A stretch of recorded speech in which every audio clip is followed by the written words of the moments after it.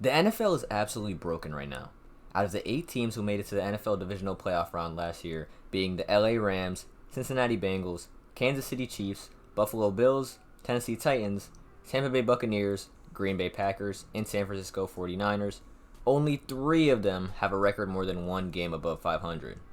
But why is this happening? Why are all these teams that were so successful last year struggling so insanely right now? If you want to see NFL content like this every single week, then subscribe to the channel. All of my socials will be in the description, so go check those out as well. I obviously uploaded a video last week, my first video on this channel, and you guys are absolutely blowing it up. So shout out to you guys for all of that. And of course, if you want to keep up with me, my socials will be down below in the description. And yeah, enjoy the video. While many people may think that this is just a result of injuries and wear and tear of the NFL season, I'm here to disprove that, because this is obviously true to some extent, but a lot of these teams have circumstances that I will go more deep into.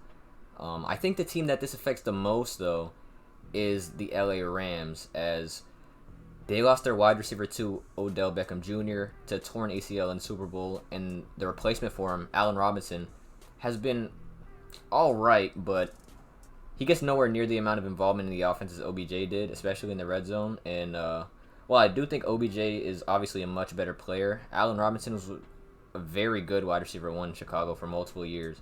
But the biggest aspect where injury hurt the defending champs is at QB.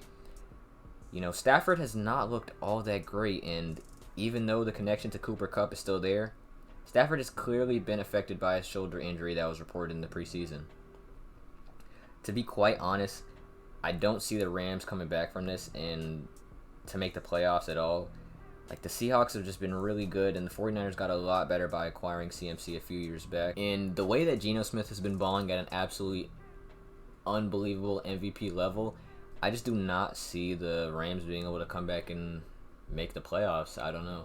I mean, obviously it's still possible, and we still have a lot of time, but like I said, Garoppolo, he's not the greatest, but he is a solid quarterback, and he'll probably get you to where you need to be with this stacked roster and a very good defense that has the potential to be like a very great defense. I obviously think the 49ers, even though they did start off kind of slow, will take that jump over the Rams. And even though they're only about one game ahead of the Rams right now, I think it will be like a 3-game gap eventually. And out of this division that is the NFC West, I think the Cardinals are going to stay at the bottom. I don't know, man. They're not the greatest team. Maybe the Kyler Murray Call of Duty curse thing is real. Who knows? But I definitely have the Seahawks and the 49ers finishing ahead of the Rams this season. And they're still a good unit. Stafford is still really good, obviously. But once that shoulder gets a little bit better and he's able to throw it harder and more accurately, they'll definitely be in contention once again next season. And the team that almost beat the Rams in the divisional round last year in the incredible comeback down 27-3 but losing to a last-minute field goal was the Tampa Bay Buccaneers. And honestly, this is probably the team with the best chances to improve greatly, as the Bucs dominate a consistently terrible NFC South. And even at 5-4, they still lead the division, funny enough. And obviously, Tom Brady is an all-time great quarterback, by far, probably in 99% of people's books, the greatest quarterback in NFL history. He has every stat, every record, everything. That goes without saying. But right now, he's just not the same player he has been all these years. And obviously, he's had a lot of stuff going on off the field this season. So even though he hasn't been playing great, as he gets a more consistent wide receiver core that's healthy, and we get closer to the playoffs, barring major injury, Brady and the Bucs will absolutely sweep this division and finish above 500. The NFC South is just a weak division. Winston and the QB struggles in New Orleans, as long as Michael Thomas is going to be out. We don't know how long that will be. They're not going to be that great. And the Panthers and Falcons they just haven't been great probably since like 2016, realistically. I mean, the Falcons have had some years here and there. Panthers have been like all right a few years, but this is the Bucs division, and I just see them probably finishing around that 10-7 mark, maybe 11-6, but they will finish off the season strong and win the division pretty easily in my eyes. Even if Brady doesn't look like that elite best quarterback in the league like we saw for a long time. Speaking of all-time great quarterbacks, Aaron Rodgers of the Green Bay Packers has been mediocre and lackluster, if we're being completely honest. The Green Bay Packers have obviously been one of the worst teams in the NFC this year and in all of football, and the main reason why is because they lost their number one wideout in Devontae Adams, who left to the Las Vegas Raiders, and they have also been struggling, but he has been putting together some solid games and some great games here and there. But without a wide receiver one who was reliable, Rodgers has been forced to throw to Allen Lazard, Christian Watson, and Romeo Doubs. The later two suffering from drops in the end zone or for free touchdown opportunities. And while the Packers' defense has not been bad, it definitely has not been elite, as the Jets, Commanders, and Patriots, all who have had bad or average offenses, had very efficient games versus the Packers' defense, who ranks 17th in the NFL currently and are a bottom 5 rushing defense.